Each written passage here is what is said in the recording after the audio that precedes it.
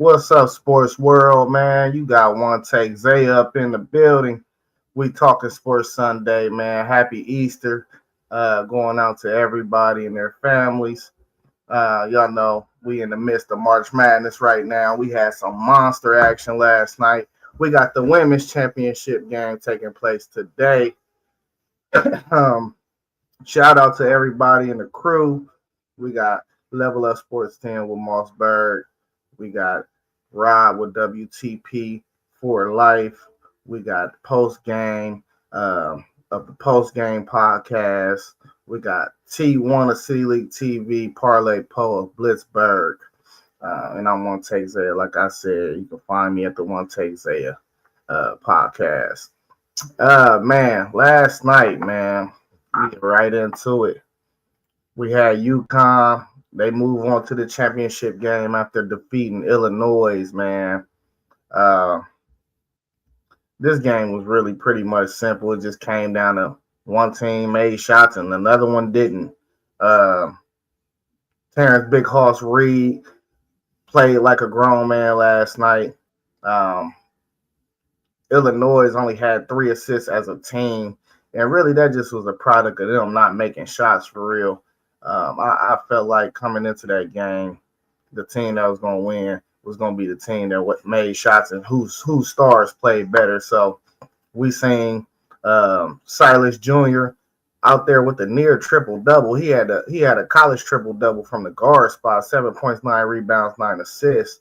I thought he was a key player in the game as well, even though he didn't shoot particularly good statistically from the field.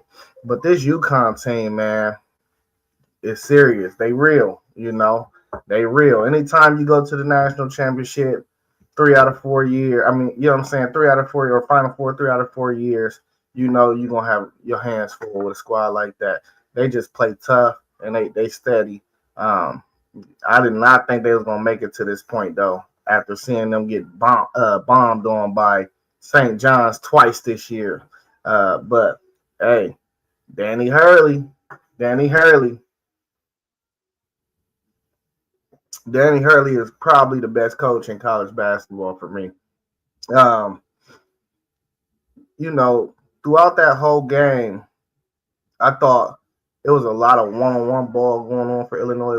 I think UConn kind of took them out of what they typically try to do on the offense end. And it's just like it was like something was just on the rim. They just could not get shots to drop. I thought Keaton Wagler did everything he could in his power to try to keep his team in the game. But like I said, that boy Reed Jr. is just a grown man. That's all that is. He's just a grown man. So UConn will advance, and they will take on the Michigan Wolverines,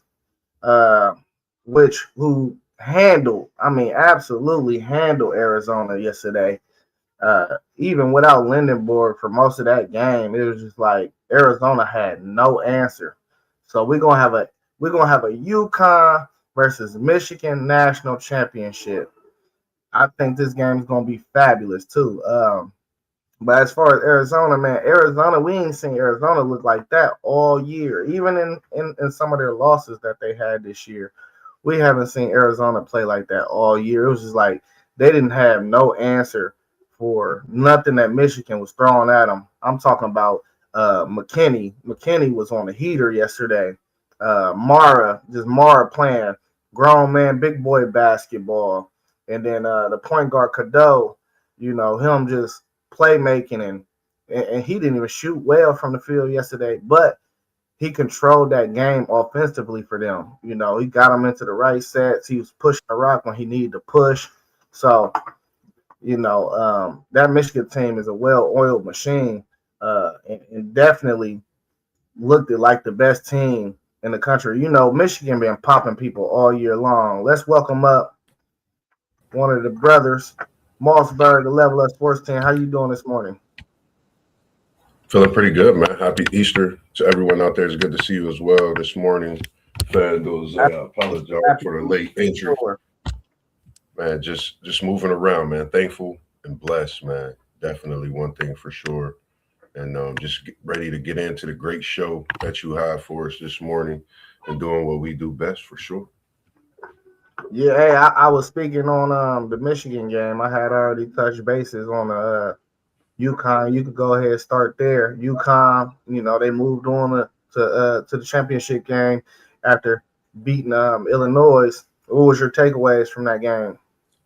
You know, the takeaways for me is seeing this young freshman I really haven't talked about much. We talk about a lot of freshmen throughout the seasons. He hit a game winner to send UConn to that Final Four game, performed well in that Final Four game to push UConn to the championship game. Also, I think with this UConn team, they're a well-oiled machine, as a lot of people would say, and they play team ball. And on the other end for Michigan, seeing Lindenborg go down, but another freshman, McKinney, one I spoke on earlier in the season, trying to figure out, when he would find himself. And for the last month and a half, McKinney has been playing some of the best basketball as we've seen in a freshman high rated coming in for Michigan as well. So I definitely compliment both of the teams and both of the coaches as well on a great job propelling themselves and playing together to be in this championship game as well. Yeah, man. I spoke on Trey McKinney, man. He was on a heater yesterday. And he's been, like you said, he's been on a heater for like the last month or so, month and a half or so. He's been playing really well. So for Lindenborg to go down and really not be no drop off at that position was huge. Yes, sir. I totally agree with you on that one, man. Yeah, you got anything else you want to add to the Michigan over Arizona game? I would say we talk about, I know I'm gonna mix in a little with the women's way we talked about the women's and defeating UConn. We seen how South Carolina, I think Michigan displayed that same talk we thought in defeating Arizona. Even though Michigan is a great team, shout out to Parlay Poe, Big Ronnie Hughes, my mom, Dukes, all the Michigan fans we got, man. I know they amped. I know they ready for Monday night.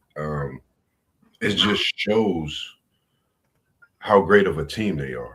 To see Lindenborg go down, and people forget he's come from a mid-major. He's hit the transfer portal and came to Ann Arbor. I think this is, if you look at it, FanDuel, the best transfer portal move that we've seen since this portal opened up. I don't know. That's just my opinion and my thoughts. And I'm looking at it on both sides of the sport, but definitely basketball. Yaxel to Michigan has been the biggest thing. We was in the chat talking about his Del Solo shoes. I mean, this kid is amazing. We know the story, but I think it's just bigger than basketball. And to see a player like him go down, but come in that second half late in the game, I think coach was just making sure he was still himself. We seen what he did, and that just goes to show that team. Man, we gonna be talking about this. If this Michigan team wins this national title, they definitely can go into some talks. Not to forget about Cadeau, the North Carolina transfer, point guard who made that transfer, and we see has paid big dividends. He's in the championship game. North Carolina got bounced in the first round. They're not even being called a blue blood anymore. So hats off to this Michigan organization, coaching staff, the whole nine, as well as UConn. Hurley's building a dynasty. He's looking to get a third in 4 years. Nobody's really talking about that. So we got to respect this UConn team. Caravan, Yaxel, Mara, I forget the other big that you got, Mullins, McKinney. I mean, there's so much mixed in. Johnson, Morez, that's my guy, 21. And man, he's special. Roddy Gale, man, they got like 7 or 8 starters, college caliber starters on their roster. Man. That's a deep team for real. Yeah. Man, let me ask you this, man. We haven't seen Arizona in a funk or play like that all year. Do you think that Arizona had a bad game, or was that due to what Michigan was out there throwing at them and just their squad itself and how they play? I, that's a great question. One take. That's a great question because for me, I was actually trying to figure this out throughout the game from the tip jump ball until even the end of the game. Even thinking about this still right now this morning, like I think Michigan is just that great of a team. I honestly have to say I haven't seen Michigan basketball like this. You think of the Trey Burke teams, like we mentioned in Tim Hardaway. You think of the Fab Five. You think of that championship team with Glenn Rice and those guys. You got to put this Michigan team right now in top five all time. But if they win this championship, they could argue about being one of those teams because you don't just go through a college basketball season with the transfer portal being the way it is, with money involved, and you still only lose 3 games, and you go get a player no one even knew who he was until he signed until he played in a tournament last year, but really blew up with Michigan this year. Like it's a lot of things you could say about this when it comes to this Michigan team being that good. And I think Arizona just wasn't ready. Michigan have something brewing in Ann Arbor on this basketball side. And I don't know, man. I've been looking at them, and when you return to Mara and McKinney after this year's team, that's going to be something special. Nah, facts. That's definitely a hell of a team, man. Hey, we got a typo right here. Uh, that's supposed to be UConn, but who you got? But first of all, before we pick a winner, let me ask you, what do you think the key to the game is for both teams in this final that we're going to see on what is it Monday? On Monday Monday between night. UConn and Michigan.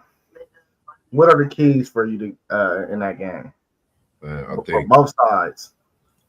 stars going to be stars. Stars got to be stars. That's one thing for sure.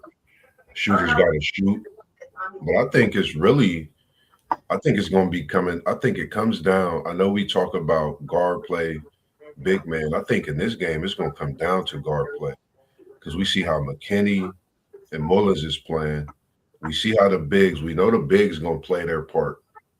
But I think it's all the other little things, turnovers, rebounds, who can maintain that lead for an extended time.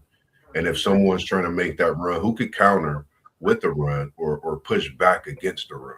So I think rebounding, I think it's just going to come down to defensive rebounding and turnovers. Whoever win the turnover battle, whoever win the defense and free throws. Defensive foul shots win championships. Offense sell tickets.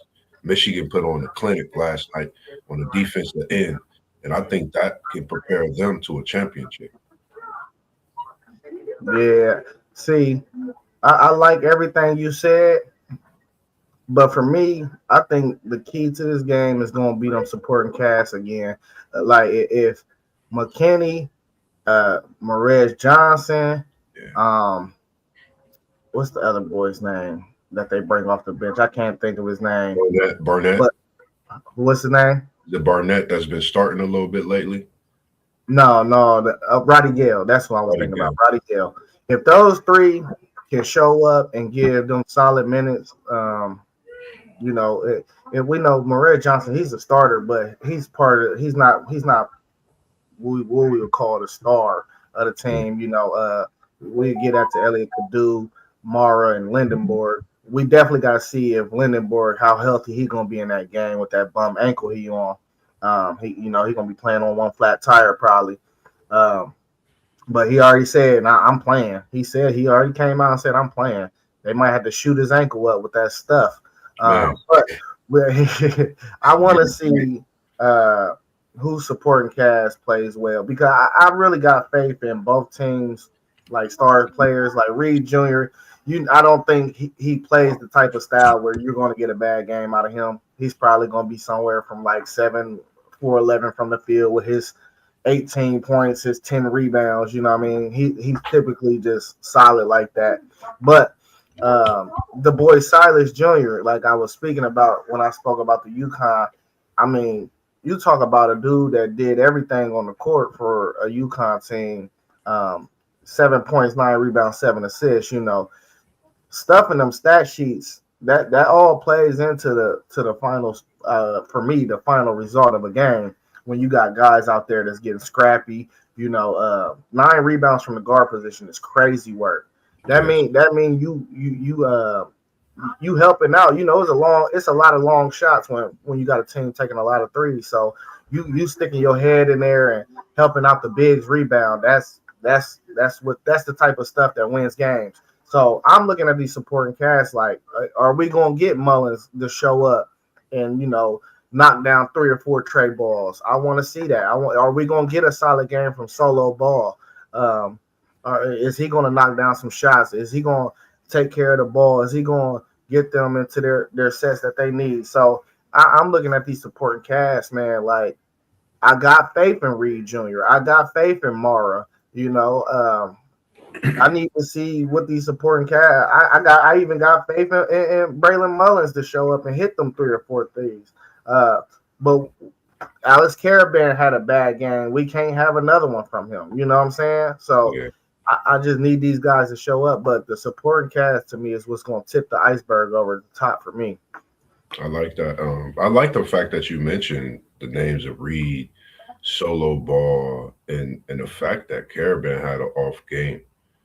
Seeing those players, like you said, which propelled them, that supporting cast. And I think Reed has opened up his NBA portfolio in this NBA tournament, the way he's dominated down low. And I refer to us talking on guards and bigs a lot because we do, but I think he's definitely made his presence felt. And like you said, Caravan can't have a bad game. If he have the half of game he had against Illinois, Michigan mess around and do the same thing like they did to Arizona. That's how dangerous this Michigan team is. If they could take Caravan out the game, and we know what the bigs are down low, Johnson and Marr, they mess around and run away with an easy national title. So, I think it's a great thing watching both of these teams because they have great young talent, and we're gonna see it in years to come. And who knows, possible another matchup down the road, somewhere in a tournament or something, in a holiday tournament. But it's just great basketball that we've been able to see this year from both teams as well. I'm loving it, and I'm not talking about Mickey D's. And I see you drinking your coffee this morning, one take, and But it's I'm great. drinking my coffee this morning for Yes, sir. sure. Yes, sir. Hey, listen, you got anything else to add to the men's side of the spectrum before we switch over to this women's side? I'm really just looking forward to this transfer portal popping off. What my guy AJ DeBest is going to do. If he's going to declare or stay. I'm really looking forward to that. That's one of the biggest things, that I'm looking forward to because I would love to see him play with the incoming superstar coming to BYU. Hey, before we talk about the championship game, man, I low key want to go back and review the 2 Final Four matchups we had between South Carolina and the UConn Huskies. South Carolina pulled off that upset, did the improbable, what many people thought they couldn't do by upsetting an undefeated UConn team. Man, what a hell of a game, though, if you watched it. Did you catch that game? When I say I was grooving, man, so crazy, Zay. I wasn't even able to watch it. I just looked at the Okay. highlights. Like I watched the highlight game. It was like they had multiple, different tenures of it. I watched one for like 10 minutes, 17, 25. Man, Staley is built different. I really had to go look at this portfolio. I didn't mean to cut you off, but I really had to go look at her whole, 2008 to present, her real life dominance in college basketball, bringing North Carolina from a team no one thought about. Middle of the road, like you just walking down the street with nobody on it, one take. And then a couple of years later, guess what? You're not walking up this road by yourself. You got your squad, you got the city, you got everybody behind you, and she's won the coach of the year 3 years in a row. At one point, just missed a year last year and this year, but 3 years in a row, bringing a team to where they are. Seeing Raven Johnson perform the way she did, this team is dangerous, and that's the one thing I did mention. And I think they played the type of game to get them to this point. I only think we've seen just a smidget because I think there's more left in that tank based on what I seen at the end of that UConn South Carolina game. Yeah, man. South Carolina took it right to them. Yeah. It was just like we just gonna be tougher than y'all. We're gonna play more physical than y'all. I feel like by the time UConn caught the vibe of the intensity that South Carolina was playing, it was already established into the game. Like we're gonna be the more grittier team, bro. And I think that's how they got it done for real. Because really, in that third quarter, the beginning of that third quarter, UConn turned it up. They really started trying to turn it up. But once South Carolina took that punch, that jab that UConn was throwing at them, and they adjusted just to the intensity that they turned up. They settled back down and they got back to regular programming. And when I tell you they killed UConn on the boards, they killed them. And that's just toughness. Rebounding is a lot to do with toughness, and I just think they were just a tougher basketball team. Yeah. What did you think about that interaction between Dawn Staley and Gino Auriemma? It's funny because I've watched it numerous times. Me being a basketball player myself, I don't play much anymore, but it's just, I would say, the passing of the torch. Gino, we know you might hold a winning record over Dawn Staley, but lately she has the edge in the last 8, 6-2. I think the passing of the torch, we're seeing it, watching it, and whatever was said about whatever she do with Annex before the game, it's basketball, man. People gonna do what they do, respect it, and they got the win, man. Just bad sportsmanship on Gino, I would say. Outside of that, let's welcome in SEC Sean. How you doing on this? Happy Easter, Sean. Happy Easter, fellas. happy Easter, happy Easter. Moving around a little bit. Just been kind of a busy weekend since getting back. Figured need to jump on and see what's going on with the fellas this morning. It's good to see you in here, man. Hey, we were talking about that interaction between Gino Auriemma and Dawn Staley. What, you got any thoughts on that? And I don't know. I mean, Gino came out and said he was mad because she didn't shake his hand pregame. I mean, come on, bro. I mean, she walked down, shook everybody else's hand. I guess. But to hold a grudge over a pregame handshake with a coach, I just don't get it. I'm sure frustration from the game. It was probably a little culmination of everything. I know he went off on a rant at mid-game about the refs, and it was just like the perfect storm for Gino. Everything just kind of piled up, and he just let it out on Dawn at the end. I don't know. It's a bad look. But, it is what it is. I'm not too worried about it. It did kind of take away from the domination of South Carolina put on UConn, which I heard you mention a minute ago. Nobody saw that coming. Everybody. Yeah, I think everybody penciled UConn all the way through their little bracket, all the way to the end. Not I. Zay had South Carolina. No, I had UCLA. UCLA. Oh, that's right, UCLA. I had Texas. Yeah. So, the way they beat them though was just impressive, and then jumping over real quick to the UCLA Texas game. Booker had the worst game she's had probably in her whole basketball career. 3 of 23 from the field. UCLA avenged their loss earlier in the season. So yeah, we're gonna get to that, Sean. We're gonna get to that. Hold on, though. Hold on. Before we get to that Texas game and UCLA game, let's finish off this Don Staley, South Carolina. Man, listen, Don Staley shook his hand before the game. I seen the video. So that was just Gino being a sore loser, in my opinion. And it reminds me of You Got Served, the early scene when they lost to the Crew. And it's like, y'all been whooping tail for how long? And y'all mad now that y'all got y'all tail whooped, you know? And that's just that's the hot kid on the block taking an L, you know what I'm saying? So I don't know. That's a bad look, man. You one of the best coaches, forget now, all time. You can't be moving like that, man. He got to fix that. It was a lot of, not to cut you off, Zay, my bad. It was a lot that's went on social media about this. Like, you seeing people that's played ball respectively on every level, you know, talking about this. This is something for me, like, I'm really going to look into next year. I'm looking now at, you know, transfer portal, all of this stuff that's coming up and that's approaching. You know, with Staley saying she's not going to address anything till after the tournament.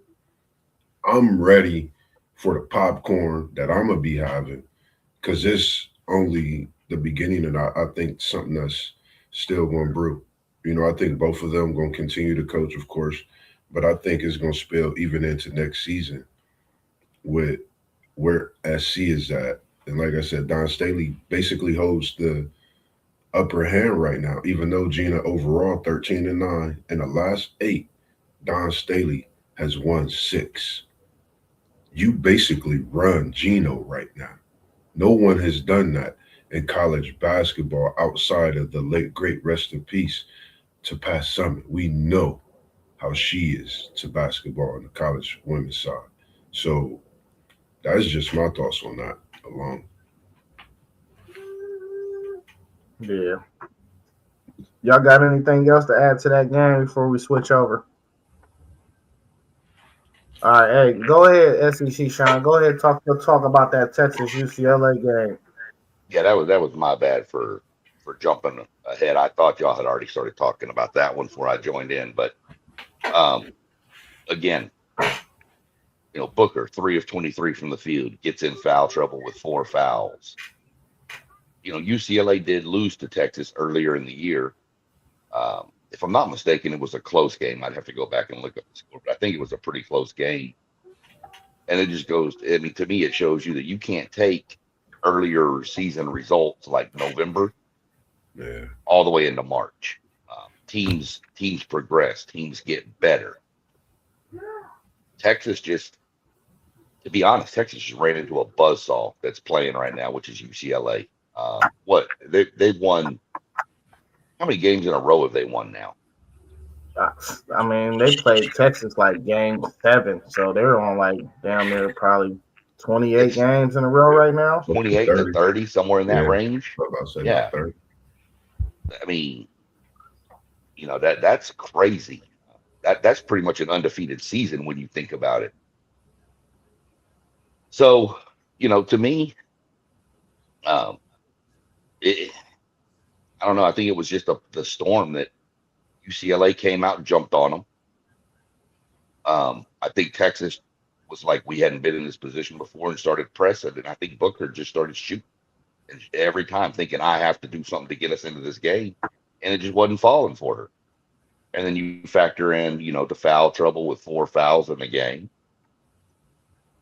That, you know, that adds to it. You have to come off the field, and y'all know, if you're a player and you're playing and you're not in a good rhythm, and then you get foul trouble and you have to sit down, it takes you even more out of your rhythm. And I think that's kind of what affected them. So hats off to UCLA. Probably in for a pretty good final tonight. I hate to say it. I really, really hate to say what I'm fixing to say if y'all look at my name. But it looks like we might have a Big Ten sweep in basketball. Luckily, we're in the real. Luckily, what scares me even more is we might have a Big Ten sweep in all the major sports with baseball too, because UCLA's baseball team looks really good. Yes, sir, they do. That's just kind of where I'm at. But yeah, we're gonna see how it plays out. I'm gonna pull for South Carolina because again, look at my name and you'll realize why. But I don't know that they can. It's gonna be a game right there. So It was, I think, for me with this game. UCLA 30-game win streak coming in. That's tough. Like you said, coming back. Beating the team November doesn't mean anything. It's March. They haven't just won 30 games without no game plan on what they're going to do. They've been waiting for this game. And for me being a Matty Booker fan, I was blown away. If you would have asked me even to bet some money, FanDuel, I'm not a bettor. I would have sent you the money and put that money up on Matty Booker getting them buckets in the Final Four. So for me, it was tough watching it, knowing how great of a player she is, but that goes to show how great of a team UCLA is. They have the coach of the year. We can't forget that. She's not just over there talking to that team. She's coaching that team. And she's been on a mission, I'm going to say, since last year. This is the first berth for UCLA in the national title on the women's side. Bets out there looking like a Bill Walton or a Lou Wow Cinder. We know what those days were like for UCLA on the men's side. So I think it's time. Kiki Rice, Young Betts, the sister, and a supporting cast. Sixth Player of the Year, and Angela. She's special. Alongside Gabriella. She played phenomenal in that game. So it just goes to show this UCLA team they have something to prove. I think both teams that we're seeing in this women's side of the national championship came in with a monkey on their back, something, from last season, feeling like they should have been there, and they're here now. So I think we're going to see a great game. It's tough, to pick this. It's like a pick 'em for me, but I'm going Dawn Staley. I know what she's about, the way Raven Johnson plays, and I'm a Joyce Edwards fan. I think Joyce Edwards comes out and she gets a good double-double, 20 and 10 in the championship game and propels South Carolina to another championship in a Dawn Staley era. Yeah, I got to give a shout out to Corey Close, UCLA's head coach, and Gabriella Jacquez. I think they were clearly the front runners of this game. I know we speak about Lauren Betts, but I think the game plan was very simple for UCLA, and you noticed it. It was, we're not going to let Madison Booker beat us. There was times where Texas done swung the ball a few times, and you got a defender stuck in the middle of in an island, and you have to choose who are you going to run out and guard. And a lot of those times you seen the person run to Madison Booker, and they didn't even just care about the other person, and that's just not letting her get no good looks at all. And that's how it was the whole game. And when we talk about Gabriella Jacquez, she was all over Madison Booker that whole game. And even when Madison Booker was able to maybe get a pick or get some type of form of separation, she ran into Lauren Betts almost every time. And that's just a great defensive plan. I felt like, if you go on, especially with a player like Madison Booker, if you're going to go down, you don't want to go down by letting her beat you. You know what I'm saying? So I thought the game plan was real great. And I got to give all shout out to Corey Close for setting up that game plan. She was like, listen, we know we playing a good team, and we know Madison Booker is probably one of the best players in the country, arguably. We are not going to let this girl get no clean looks. And I don't think she got one clean look all game. Not one. And we know that mid-range that she got is money.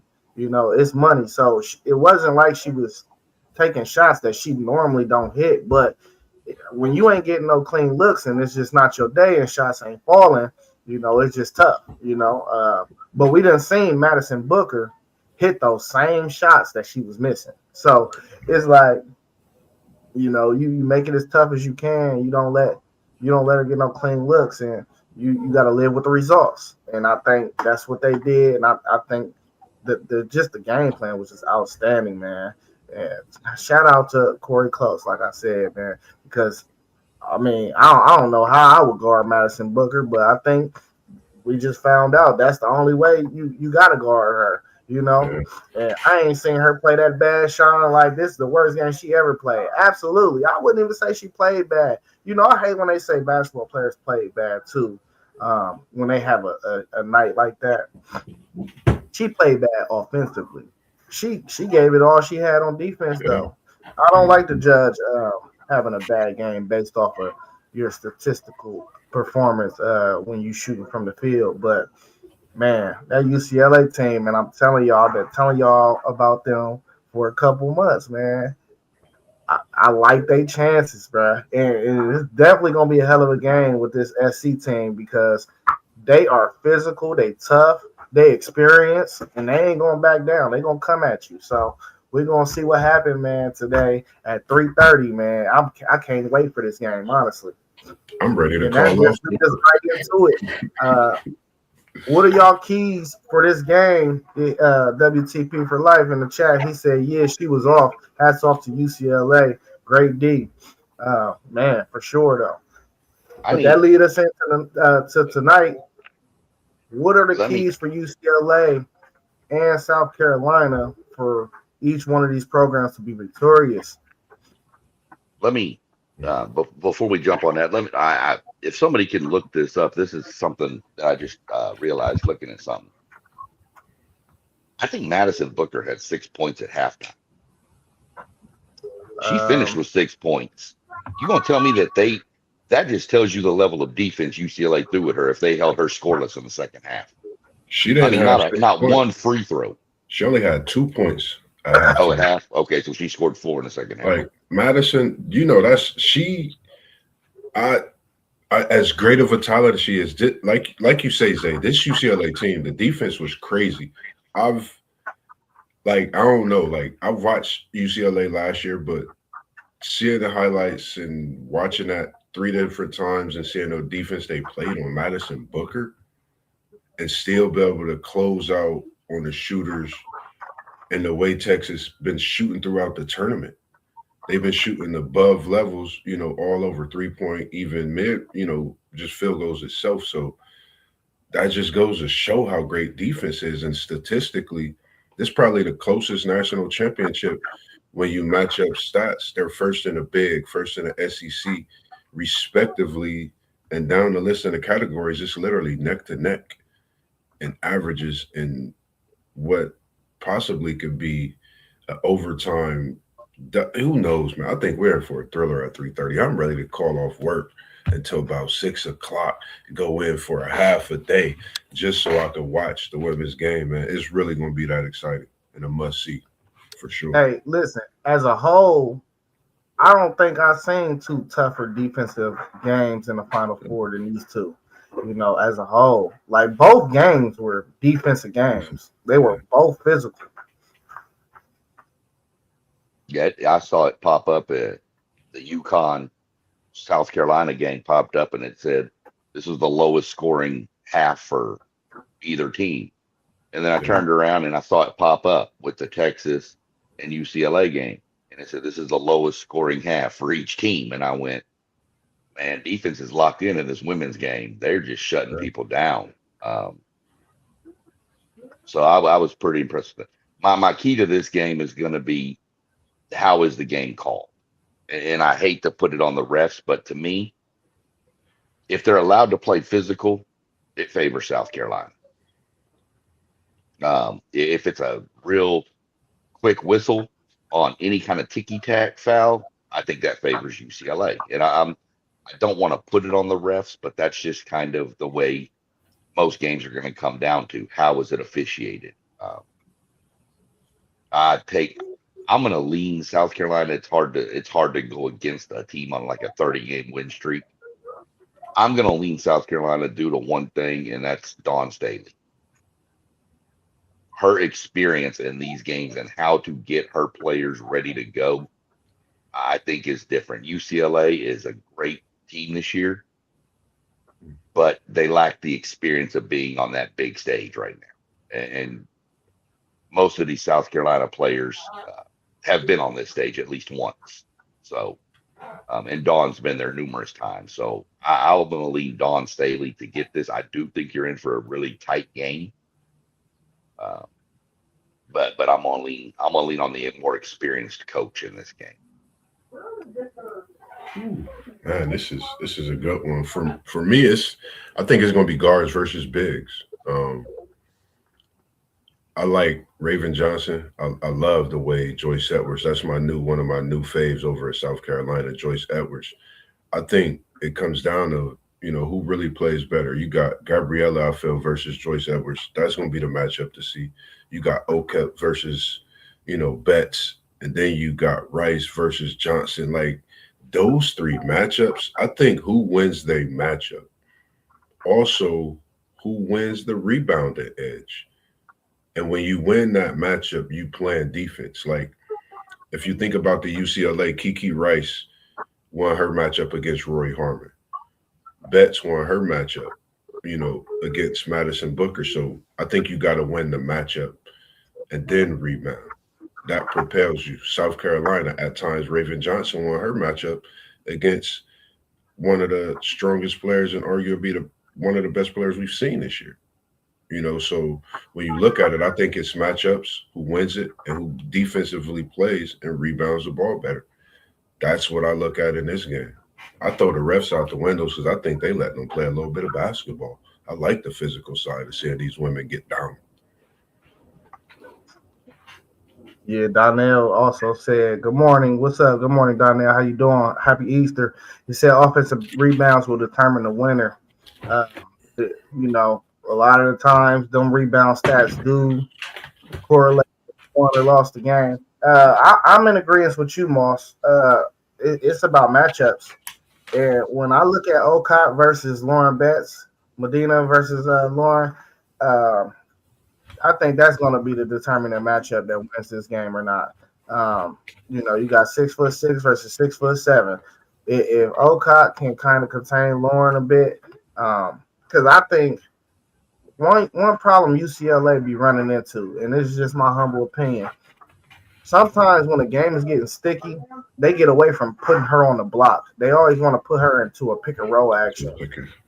Like, no, just send her to the block and throw it in and slow it down. And I think they can get away from that at times in the game, especially when it's getting sticky. So I think they need to make that adjustment because against Texas, we seen that happen, and then it kind of felt like just the feel of the game that Texas was going to come back at some point.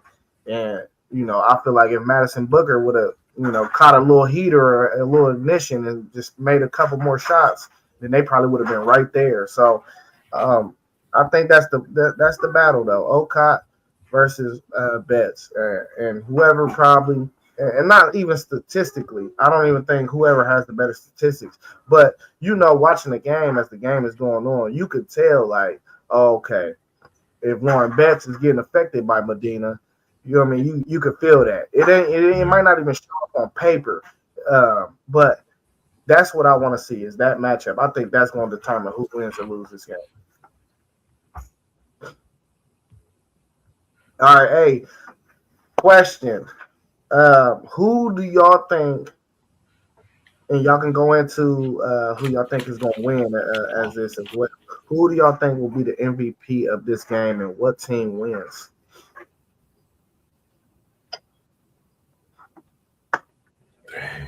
This is a good question. Great question. I'm gonna go with my girl, man. I'm going with my girl. She's been having a sensation super sophomore season. That's I remember my years. That's really when I first started playing in high school. First really ever time playing organized ball where it meant something. Sophomore year in high school.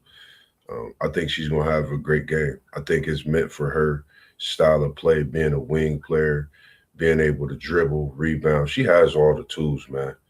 And I'm going with Joyce Edwards as my MVP. I know everybody, a given as Raven Johnson, Lauren Betts, those type of players, but I think Joyce Edwards can be very effective in this game the way she shoots the ball from outside also. Yeah. I don't know. What's the there's a couple different ways you can go with this. I'm gonna take the I forget her name, the big for South Carolina, their Okay. center. Who, Okay. Medina? Yeah, I guess. I forget her name, but controlling the paint, controlling the rebounding game. Maybe, that's going to be my key is she has to be able to match Betts. Betts is going to do what she do, but she has to be able to match her or outplay her. And I think that's going to be the key and who could be the MVP to this game. But to be honest, the MVP in my mind is going to be if South Carolina wins, Dawn Staley and the way she goes about attacking that UCLA team. Yeah. You could make a case. The other case I was going to make was for Johnson, Raven. She got to be able to control the ball. Control the game, control the tempo, control everything aspect of it. But I'm going to go with the big down there. I think that's going to be the huge key with the rebounding and how she plays Betts and trying to stay out of foul trouble to match that intensity. And that's kind of where I lean with it. Yeah, Rob said South Carolina might try to run on Betts with their big. Yeah, Medina is a rim to rim type of big. She could definitely get up and down the court. Yeah. It's crazy how Dawn Staley find those. Like, she keeps that big in a rotation that's young, but the IQ, like they do what she does, her role, plays her role, gets up and down the court and plays big. Like, I think we need to, not that we don't see enough of it, but I think that's what's taking me away from the men's game. It's a lot of three balls, but you got players trying to do so much sometimes, and it's not within their role. That's what I like about the women's game, man. It's really changing, and you seeing players be great. And the reason, again, for Joyce Edwards is because she got to go against Gabriella, probably guard Kiki. She's going to be matched up against quite a few different players to where we'll see a different aspect of her game. And that's what I've been liking, how her game has grown throughout the season. So I'm with Joyce, man, especially. Yeah, in games like this, man, I like players like Gianni Neekins from UCLA. 43% from the 3-point line. We know they're going to throw it down to Lauren Betts. We got to hit some perimeter shots today to keep them honest and the doubles off. I wonder if Dawn Staley is going to double Lauren Betts, though. I wonder if she has faith in Medina Okot enough to play her one-on-one. We'll see. I would try it out first, but if Lauren is on the heater and you have to start doubling, I think the game opens up for people like Gianni. So that's my little hidden one. I think maybe she can hit about 5 threes in this game, and a layup and be the leading scorer, in the whole game. I think there's going to be another defensive battle, though. I do not think we're going to see a high-scoring game. So 15, 16 points, you well off. Probably the leading scorer in the game to me.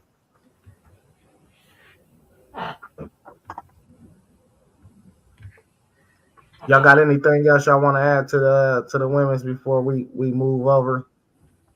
I just appreciate the way they've been hooping this year, man. Putting on them tennis shoes, lacing them up, getting themselves ready for big games, week in, week out. I'm just loving, what we've been able to see this year on the women's side of basketball. And hats off to Dawn Staley, hats off to Coach Close over at UCLA. I think, what we seeing is something special. You don't just get your team to their first national championship in history for no reason without putting the work in.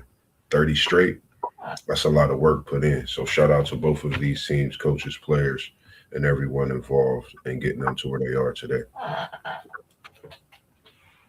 Okay, we about to cross over to college football, man. I gotta ask y'all this question to start off.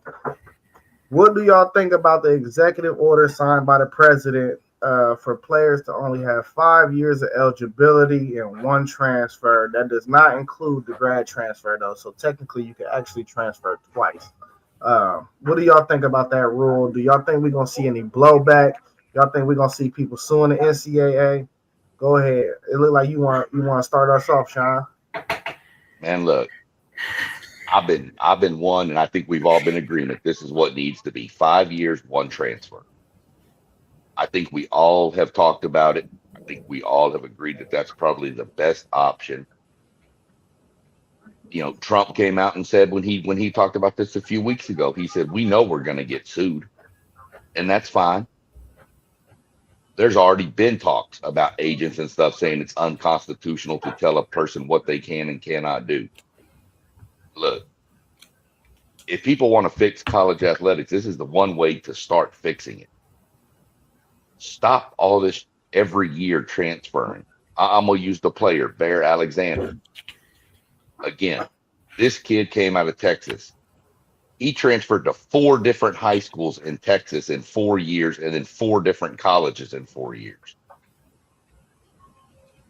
That needs to stop. I mean, I've mentioned it, I've said it, and I'll keep saying it. Used to be 10 years ago, you knew who your roster was for your team the next year based on who they had recruited. Now, you don't know. You don't know who half the players are going to be anymore until the season kicks off. It's ridiculous. I'm in favor of it. You know, I hope that it stays. I do know there's going to be pushback, hardcore pushback. There's going to be somebody trying to sue. But to me, this makes the most sense. 5 years, one transfer. I get the grad transfer, and I'm cool with that staying in. I'm really good with that staying in. That's fine. But I don't know. To me, this is the way it needs to be. So that's my take on it. We talked about this a lot. Yeah, it's what we've been talking about. 5 years to play, one transfer outside of grad transfer. You have to have something in place. Go ahead, Mossberry. My bad to cut you off. No, you good. It's funny that comment. Like that's literally. I'm sitting here like we've literally been talking about this for how long now? We still talk about it in our group chat. I'm gonna just say that, and I'm leaving it alone. I don't talk these politics, man. I'm done with it right there. No offense. Great question. I love it. Unc said what need to be said, and I'm leaving it at that. Yeah, the 5 years to play, one transfer. That means you could be after your sophomore year, you see you ain't gonna play, you could transfer, go to another school. If you don't play that junior year, you hit the field your senior year, you graduate, you can still leave. So I think that's perfect. What I want to know though, I probably got to do some more reading. Are they still going to allow medical red shirts? Because now you're moving right back to the 6 years, you know, and we're still going to get 23, 24-year-old guys playing college football if they are allowing medical red shirts. I don't know if that's in the letter, in the writing, but that's something to be curious about and to research. But everybody said it, you know, we've been talking about this. We gotta remove 26, 25, 27-year-olds out of college athletics. I've been playing basketball the last few weeks. I was gonna check on my NIL package if my knees worked. My knees work, and it don't look like I'm gonna get any NIL though. So let's work on that NIL one. That's out the window, bro. Hey. It looks like that's out the window. Anything's possible. Nah, but I like it. You know. It's not even that. Everybody has rules. Like, so I get what you saying, Sean, and you saying people want to sue, and what did you say? You said like basically that they can't tell them what to do or what. Everybody got rules, and everything you do is rules. You know, you can't just go to work and clock in and sit on your butt. You got to do the work to get paid, or you're gonna get fired. It's rules and it's consequences to rules, you know, if you break them. So I feel like We have to have something in place to where it's not the wild, wild west. I love this. Is definitely a great step. I think he got this from Nick Saban. I think Nick Saban is the one that told him to do this when they went to that little dinner a couple months back.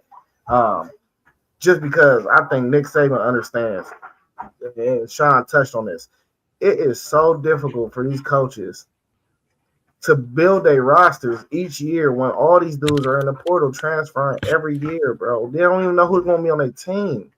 So how do y'all want the product of the sport to be when 95% of the teams aren't your Texases and your Ohio States and your Notre Dames.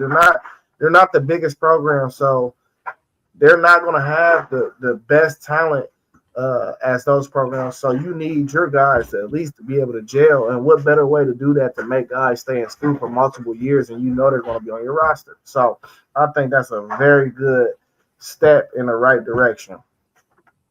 It's so many different talks from this. The reason, of course I have my opinions in certain ways. I just don't do, a lot of the politic talk. And I don't think this, rightfully so, because I think that'll lead into that. But I know we've discussed this, many times when it comes to that. It just gives me the thought of SEC, Sean, what if we all came up with writing and saying the same thing for the past year? That's why I'm trying to stay away from it, because it's like, if we came up with the same writing and sent that in, would it be seen?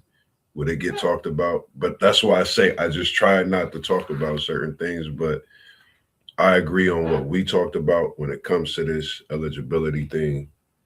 And that's just it, man. They need to have it taken care of.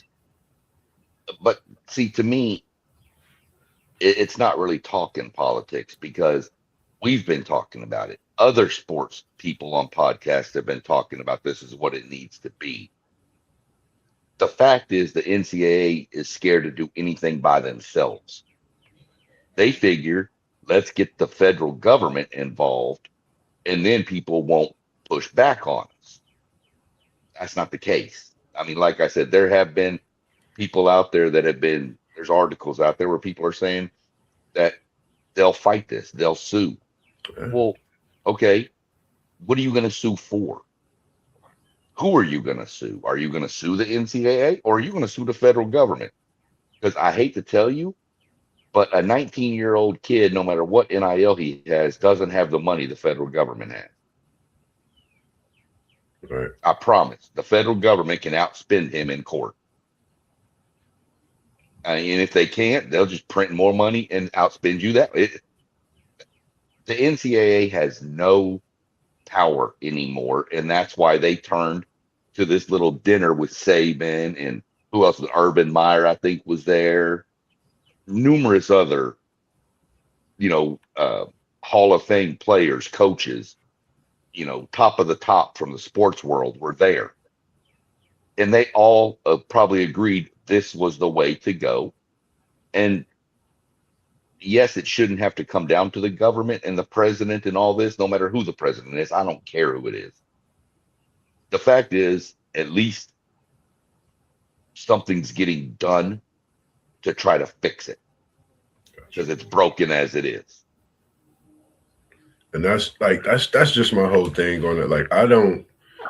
It's tough to look at seeing that the type of people that we have on the boards, that they have on the boards, not we, that they have on these different boards, couldn't come up with that because they worried about all these other, different litigations and things like that, where it's kids involved. Like, my thing comes to it, that's what you got to care about eventually. But yeah, I'm in agreement with it. Like, we talk about the 5 years, it's just getting out of hand. If it don't get control, I think it's going to cause more turmoil in the years to come, even things we might not think about right now it could cause. So, I think it has to be done something faster than that. Here's the point with that, Moss, with all the boards and all the people on the NCAA boards. They can make these rules, but let's go back and look. They try to implement rules, and what happens? People sue them, and then They deny it, and then they go to get a judge from their school. Use Ole Miss as an example, just an example. No knock at Ole Miss. They go get a judge who went to Ole Miss to overturn the judgment that was already in place by a judge. Right.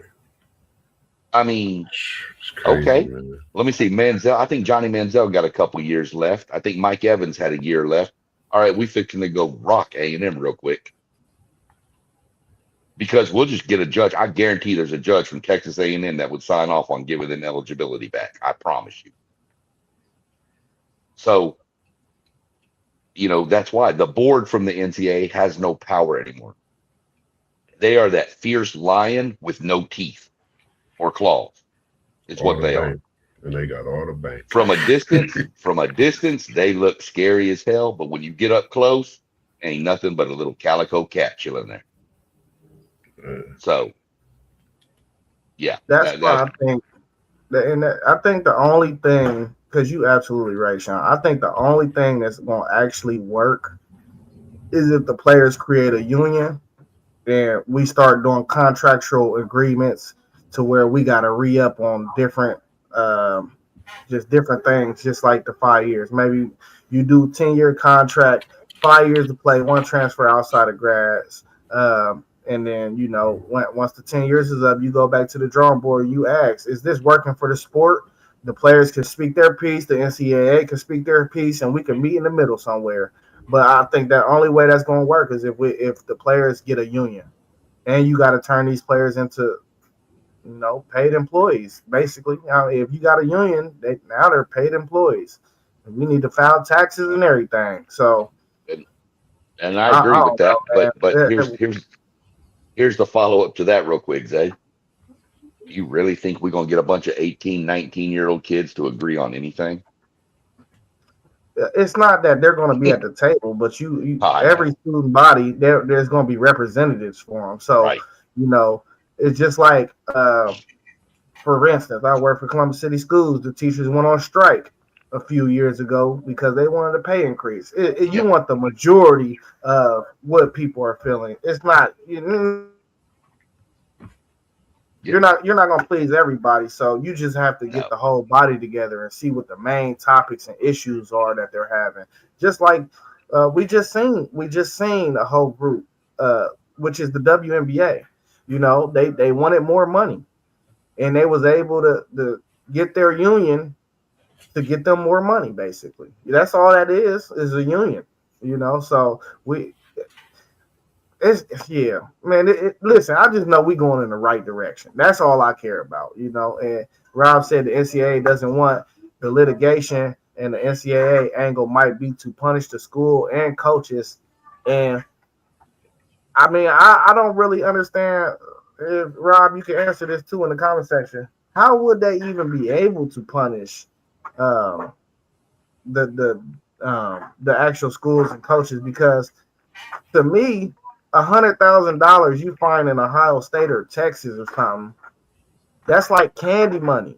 These are multi-billion, probably trillion schools, like organization, programs, whatever you want to call it. I just don't. That's not going to do nothing. I did a little bit of light digging into this. When it came out. And I think, and I don't know, I don't want to speak for you, Rob, so please correct me if I'm wrong, but it wasn't, this came out when the executive order was signed, stating that teams that violate this and the transfer and all this stuff, they're going to potentially have federal funding withheld from them. So that might be the angle he's going. Yeah. So that may be, and then not only that, there's something in there about communicating with transfers and in the window and outside of the window, and teams that are in violation will lose 5 scholarships for the year, and a coach would have to miss 6 games. 6 games out of a 12, 13 games. That's a lot to miss a head coach.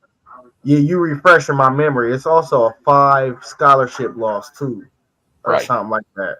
Yeah, it's a reduction of 5 scholarships, a 6-game ban from the head coach, and loss of possible federal funding. That's and Yeah. I think So all of that is for messing with the portal.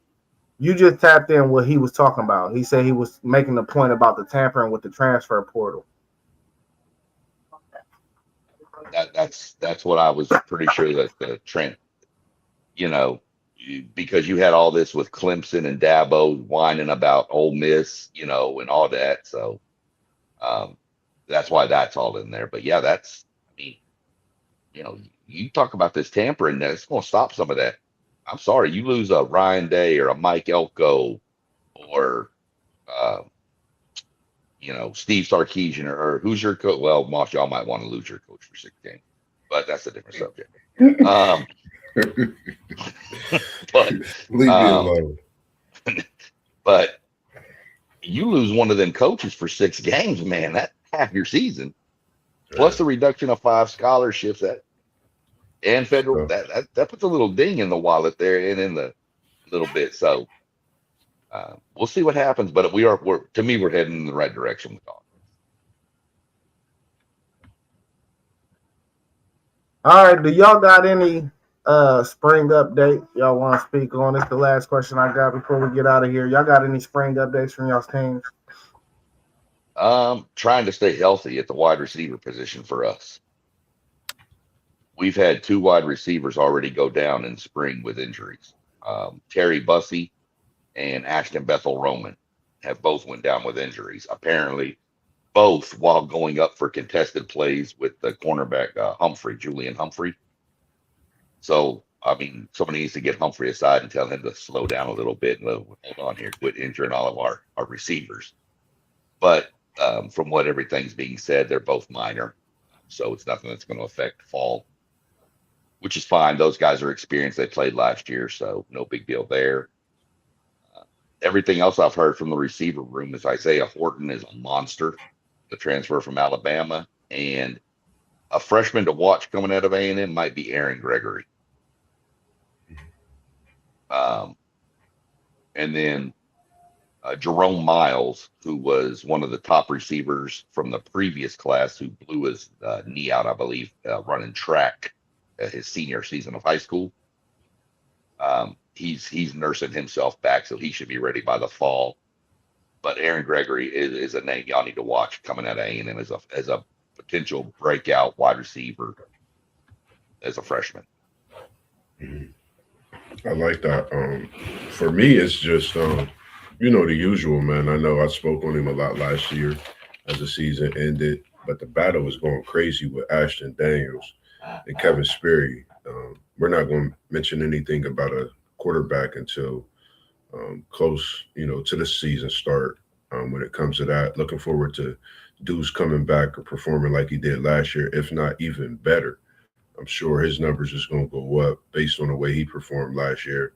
Looking at the Zazier brothers coming in, our running back room with Cromon, Singleton heading that off. Looking to see Singleton, who's looking slimmer and stronger, but so much more elusive. It's been ranting and raving about the way he's looked, even as he performed later stages of the year, second half of the season last year, and throughout the season, he looked very good. So freshman that I have my eye on is Rylan Kennedy, who's been having eyes all over the place on him. He's just a great freshman, I think, that's been playing very well up until this point, and I think he'll continue to do that. Tim Harris Jr., new offensive coordinator. Gus Malzahn, of course, is gone and doing what he does best, and just trying to get back to that traditional style of passing. RPO. We got some, athletic QBs now in Ashton and Kevin Sperry, along with that running back room. So trying to fulfill all of those things that you haven't seen in the past few years. And I'm not going to do much talking about Florida State this year. I'm looking to get out and see what we could do. Me first and foremost. I've been doing a lot of talking even after that Alabama win. So I just want to see week by week if we can continue to go 1-0.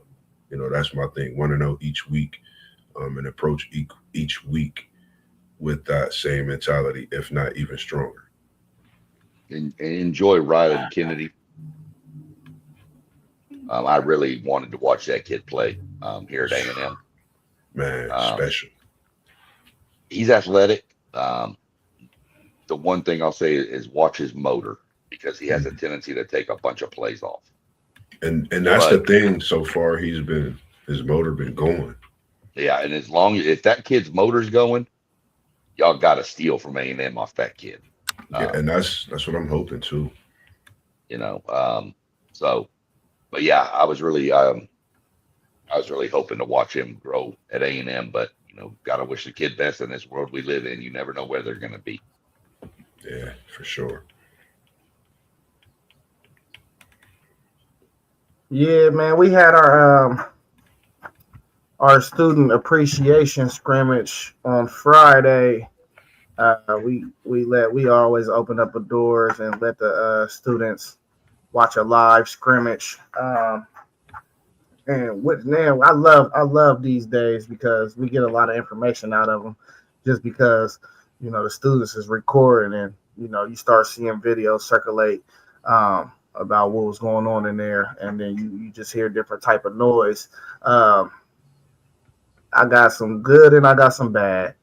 Austin Saraveld and Phillip Daniels are both of our projected starting tackles are out for the rest of the spring. Not good. Maybe it is good though, because maybe we could see somebody step up, that probably wouldn't have had the reps beforehand, which I don't think neither one of them. Well, one of them should start tackle, but I think our starting tackle is actually Ian Moore. He should be on the left side, so hopefully he can get those reps and prove his worth, because he probably played the best game out of all of them in that Miami game. As soon as they put him on the field, we went right down and scored. So I don't even understand why he's not out there to jump. We also lost Legend Bay for spring. A lot of high hopes for that kid. To lose him kind of is a blow, because Isaiah West and Bo Jackson are already out, and he was repping at running back. He was repping at receiver too, but I would have loved for him to get those reps at running back more so than receiver this spring. Jay Timmons out there making a name for himself, man. Smitty said he the next one, so I'm gonna believe in Smitty. Jay Timmons, who a lot of scouts were saying was pound for pound the best prospect in this upcoming recruiting class that came in. Jay Timmons is out there showing his worth. Look like he's gonna get a lot of playing time this season if he continue to do what all the reports are saying. Tavian St. Clair said he was balling. You typically in the spring the defensive line is ahead of the offensive line. So I mean, I understand the reports of the offensive line didn't play as well as they needed to be. It's a lot of time from now to the regular season. So, I mean, when you're talking about Tavian St. Clair, a kid that's mobile, got a cannon of an arm, and to hear that he played well behind guys that haven't really been getting most of the reps, I just they let him throw at pro day too, and that's also a good sign, because why would you let a kid throw at pro day when people are playing for contracts, practicing for contracts? So I don't know. All the reports I keep on hearing about Tavian St. Clair is very positive. Julian saying they say he out here scrambling now. We're gonna see how that go. And that's good news, because sometimes you need to go pick up a couple first downs with your legs. And the last guy that I'm going to mention is Christian Allegro, linebacker we got from Wisconsin. They say he looks real good in that sound position. We've been doing a lot of 5-down, one linebacker installs, and he's been the Arvell Reese, I guess, thus far. So hearing a lot of good things about Christian Allegro. We still got injuries at that position as well, with Pettijohn being out for the spring. So yeah, that's pretty much my rundown from what I got right now. I've already spoke about Devin Sanchez on the last time we spoke, I believe, about spring football. Devin Sanchez looked like he's about to be the number one corner this year. But yeah, that's all I got to add. Y'all got anything else y'all need to add? Well, yeah, Devin Sanchez is going to be good. Devin Sanchez is going to be good. He's Houston, Texas, man. North Shore Yeah, High School. I get to see it on the field, man. I told you Dude that's is, one of my guys I like. look, if you're a lockdown corner at North Shore High School in Texas high school football, you probably one of the best in the nation. Oh my God, I forgot one Texas kid. Oh my God, I am so sorry, Buckeye Nation. They said Brock Boyd is out of this world. He was the first freshman to lose his black stripe. Yeah. He actually broke the Ohio State record for losing your black stripe as a freshman. He lost his black stripe in 6 days, in 6 practices. So Brock Boyd, we hear a lot about Chris Henry Jr. Brock Boyd. We might see Brock Boyd as the first freshman receiver on that field this year. Yeah, I don't remember where he went to school at. I have to look him up. I forget what high school he went to. I will say one big question everybody had coming into the season real quick on A&M was, did they make the right offensive coordinator decision with Holman Wiggins? Now, this is coming out of spring ball, but everything I'm hearing from the receivers and the quarterbacks and all the offensive players, they love the direction his offense is going versus what it was. And Colin Klein had a good offense, don't get me wrong, but they seem to like it's apparently going to be more explosive and dynamic than what it has been in the past. So that makes me, okay, the kids are bought in. Now let's execute it. Yeah. Can't have no thinking this time you can't have no offense that people can really play on a video game. You got to go out there and you got to get creative, and use those different styles, and just come up with things and use your players to their skill set. So I totally agree. I think I think that's hopefully the move that we making. I think we are, with us having, like I said, this QB battle with these quarterbacks now that I've seen, and they both look good. Kevin Sperry's my guy. I want him starting, but no disrespect to Ashton Daniels. It's like I'm dealing with what post-game dealt with last offseason in the spring. This is really a good battle right now. So just goes to show, could be the coaching changes sometimes in certain positions that benefit the whole team. All right, well, we ain't got nothing else for y'all, man. Happy Easter, everybody tuned in. Hey, it don't cost a thing to subscribe and hit that like button. Please hit that subscribe button and that like button. It helps us out tremendously, man. Y'all know we on Patreon, WTP Sports Dudes 2026, where you can find all episodes from the past, and you can listen to just tap in, man. You're gonna hear everything on there pretty much. All the channels are scrolling down at the bottom. You got Level Up Sports 10, who's at the bottom of the screen with JoJo Mossberg, SEC Shine. You can find him on YouTube as well, SEC Shine. WTP for Life, Rob, who put us all together. Y'all know it. And then we got Post Game with the Post Game podcast. T1 of the City League TV podcast. You can find him on Facebook as well. And Parlay Poe of Blitzburg. And I'm One Take Zaya, man, the One Take Zaya podcast, man. Hey, it was nice seeing y'all this morning. Peace. Yes, sir. We out the building. We out the building.